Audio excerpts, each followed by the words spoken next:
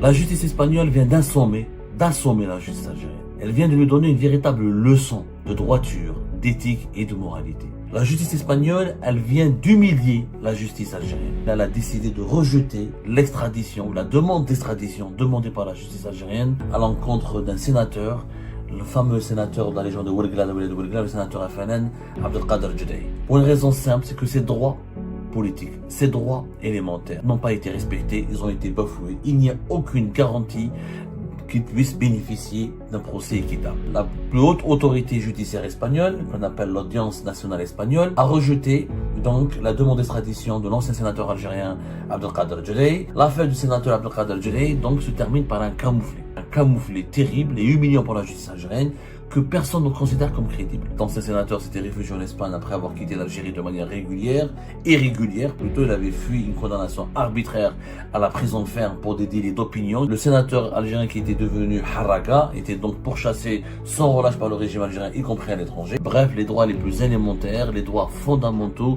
de l'être humain ne sont pas respectés en Algérie. Donc les autorités espagnoles, les autorités judiciaires espagnoles ont refusé de l'extrader. La justice espagnole vient d'assommer la justice algérienne. Elle vient de lui donner une véritable leçon de droiture, d'éthique et de moralité. La justice espagnole, elle vient d'humilier la justice algérienne à travers une décision dans laquelle elle a décidé de rejeter l'extradition, la demande d'extradition demandée par la justice algérienne à l'encontre d'un sénateur, le fameux sénateur de la région de Ouargla, le sénateur FNN, Abdelkader Judai. Abdelkader Judai ne sera pas extradé par l'Espagne vers l'Algérie, comme le réclame la justice algérienne, pour une raison simple, c'est que ses droits politiques, ses droits élémentaires, ses droits fondamentaux n'ont pas été respectés, ils ont été bafoués. Il n'y a aucune garantie qu'il puisse bénéficier d'un procès équitable. Le 27 janvier 2026, la plus haute autorité judiciaire espagnole, qu'on appelle l'Audience nationale espagnole, a rejeté donc la demande d'extradition de l'ancien sénateur algérien Abdelkader Judai vers l'Algérie. Cette décision a été présentée comme conforme aux normes nationales et conforme aux normes internationales de protection des droits de l'homme et à l'indépendance de la justice. L'ancien sénateur de la région de Ouargla, Judai, a été entendu le 26 janvier, la veille. Il avait réaffirmé son attachement aux droits et aux droits fondamentaux qui sont bafoués en Algérie et à son refus de toute procédure qui porte atteinte à sa liberté. Le rejet de cette demande d'extradition est également une illustration des inquiétantes ou des inquiétudes persistantes concernant les poursuites à caractère politique qui sont en œuvre en Algérie. Et la plainte qui a été déposée par le sénateur algérien au niveau de l'Union interparlementaire en octobre 2025 illustre parfaitement ce combat aussi mené par les activistes algériens, par des élus, par des politiciens algériens, par des hommes politiques ou des femmes politiques en Algérie qui sont persécutés dans leur pays, qui ont été forcés de s'exiler et qui sont forcés aussi, contraints de recourir à des poursuites internationales ou à des organismes internationaux pour dénoncer et pour condamner les autorités algériennes qui recourent à des procédures liberticides et qui répriment et qui persécutent tout ce qui s'oppose à eux. Je dis bien tout ce qui s'oppose à elles comme autorité, tout ce qui s'oppose à eux comme dirigeants et décideurs du pays. L'affaire du sénateur Abdelkader Judai donc se termine par un camouflet. Elle se conclut par un camouflet terrible et humiliant pour la justice algérienne que personne ne considère comme crédible. Aucun pays civilisé, développé, structuré, respectueux des droits humains, respectueux des libertés publiques individuelles, respectueux de la dignité humaine, n'accepte de collaborer ou de coopérer avec la justice algérienne en lui remettant une personnalité ou un activiste ou un opposant ou un individu qui est pourchassé et traqué par le régime algérien en raison de ses opinions et de ses activités politiques. L'affaire du sénateur Abdelkader Judai, on en a parlé nous sur Algérie Part à maintes reprises. On en a fait plusieurs émissions, je vous invite à les revoir. La première émission pour le faire connaître, c'était le 24 octobre 2025, où nous avons raconté comment un sénateur algérien est devenu un harraga en Espagne parce qu'il est pourchassé sans relâche par le régime algérien. C'était le 25 le 24 octobre 2025. À l'époque, nous avions raconté comment le régime Tebboune avait sollicité les autorités judiciaires espagnoles pour demander ou pour permettre l'extradition de l'ancien sénateur Abdelkader Djedei, qui a été élu en 2019 au Conseil de la Nation, c'est l'équivalent du Sénat en Algérie, au nom de la population de la wilaya de Ouargla, et s'était réfugié en Espagne. Cet ancien sénateur s'était réfugié en Espagne après avoir quitté l'Algérie de manière irrégulière plutôt. Il avait fui une condamnation arbitraire à la prison ferme pour des délits d'opinion qui sont été liés à ses prises de position au sein du Sénat algérien, où il dénonçait les inégalités criantes entre le nord et le sud du pays, des inégalités scandaleuses entre les régions du nord et du sud de l'Algérie, et notamment la pauvreté, la précarité et la misère sociale et la détresse sociale des populations des wilayas du sud du pays qui vivent dans des wilayas qui abritent les gisements les plus importants du pétrole et du gaz. La justice espagnole avait fixé une première audience le 3 novembre 2025 devant le tribunal de la paix d'El Campello, dans la province d'Alicante, pour se prononcer sur la légitimité, la légalité, la pertinence de la demande d'extradition formulée par les autorités algériennes. Le sénateur algérien qui était devenu Haraga était donc pourchassé sans relâche par le régime algérien, y compris à l'étranger. Il s'était soumis le plus normalement du monde aux exigences des procédures judiciaires espagnoles, et il a affiché sa disponibilité à la justice espagnole et s'était mis au service de la justice espagnole. Il avait donc remis son destin entre les mains des juges espagnols, et par la suite, plusieurs procédures, plusieurs audiences ont eu lieu entre le mois de novembre et la fin de ce mois de janvier 2026, le mois de novembre 2025. Par la suite, en octobre 2025, le 23 octobre 2025, il y a eu un organisme international qui s'appelle l'Union interparlementaire, qui est l'organisation mondiale des parlements des États souverains, membres de l'ONU, qui est la plus ancienne institution internationale à caractère politique. Elle avait adopté le jeudi 23 octobre 2025, lors d'une réunion de son conseil directeur, à l'occasion de sa 150e session, voilà, à l'occasion d'une session qui a été organisée par le conseil directeur de l'Union interparlementaire. Elle avait adopté une décision qui a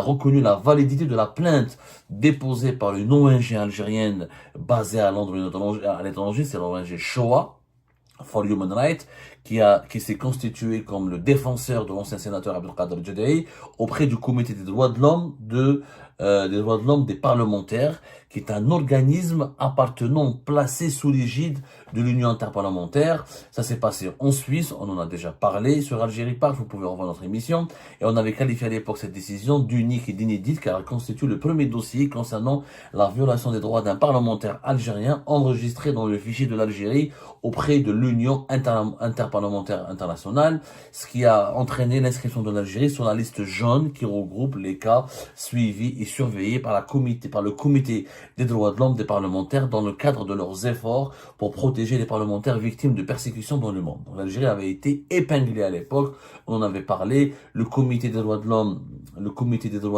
de l'Union interparlementaire, il avait souligné que les propos de d'Abdelkader Djedei s'inscrivaient dans l'exercice de son droit fondamental à la liberté d'expression, et qu'il n'aurait jamais dû être condamné à la prison ferme pour cela. Ce comité des droits de l'homme a appelé les autorités algériennes à abandonner toutes les poursuites engagées contre lui, à renforcer la protection de la liberté d'expression pour l'ensemble des élus du peuple algérien qui sont membres du Conseil de la Nation ou qui sont membres de l'APN, qui est le Parlement algérien.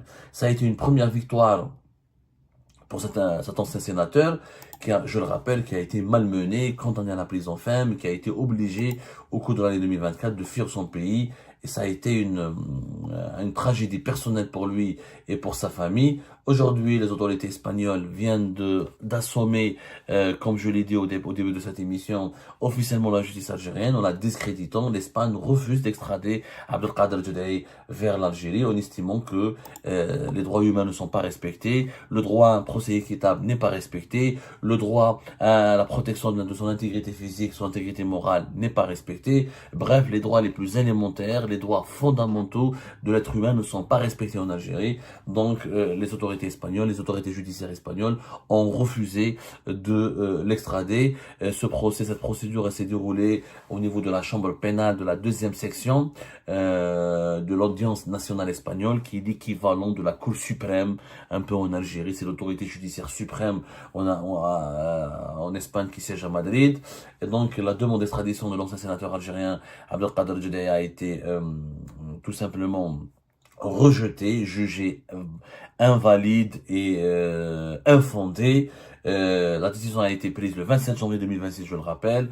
Abdelkader Jeddah avait comparu devant le juge espagnol le 26 janvier 2026 dans le cadre d'une procédure judiciaire relative à cette demande d'extradition. Il a gagné son procès contre le régime Tebboune, qui a été encore une fois battu à la régulière et qui a été humilié. Je dis bien humilié pour une raison simple, c'est qu'aujourd'hui, les justices des pays civilisés, des pays développés, reconnaissent officiellement que la justice algérienne, elle est instrumentalisée, elle est au service de l'arbitraire, elle est au service de la persécution, elle est au service de la hogra, elle est au service de la répression générale des libertés publiques et individuelles. Donc cette politique répressive menée par les autorités algériennes à l'encontre des voix critiques, c'est elle qui a été finalement dénoncée et condamnée par la justice espagnole. Abdelkader Jeddah pourra résider en Espagne le plus normalement du monde en toute sécurité. Le régime Tebboune ne peut pas obtenir sa tête, ne doit pas obtenir sa tête. Il ne pourra pas l'emprisonner arbitrairement et le priver de sa liberté, notamment de sa liberté de parole et de sa liberté d'expression. Les violations constitutionnelles des libertés publiques et individuelles en Algérie, malheureusement, se poursuivent. Pour celles et ceux qui ont eu la chance de fuir et de s'établir dans un pays de droit et de liberté, eh ben, ils peuvent savourer leur vie tranquillement, le plus tranquillement possible. Mais malheureusement, pour celles et ceux qui n'ont pas pu quitter le pays et qui n'ont pas voulu ou qui ont fait le choix de rester sur place pour se battre en espérant le meilleur ou en espérant qu'un jour ça change, eh ben, malheureusement pour eux, une chape de plomb pèse sur leur tête, sur leurs épaules et les accable au quotidien et transforme leur vie en une routine cauchemardesque. Et ben voilà, c'est la fin de cette vidéo. Je vous remercie toutes et tous, comme d'habitude, pour avoir suivi la vidéo jusqu'à la fin. N'oubliez pas de nous laisser vos commentaires et vos réactions sur le sujet de cette vidéo et de partager le contenu si ça vous intéresse. Et je tiens toujours à remercier nos abonnés et les personnes qui réagissent de façon régulière sur nos vidéos et qui nous suivent et qui nous laissent des commentaires. Donc merci beaucoup pour votre dynamisme et pour votre sens de partage et de discussion. Donc voilà, sans vous, ce contenu n'a pas vraiment de valeur sans cette communauté qui ne cesse de s'accroître. Donc merci beaucoup et à la prochaine dans une nouvelle vidéo. Au revoir.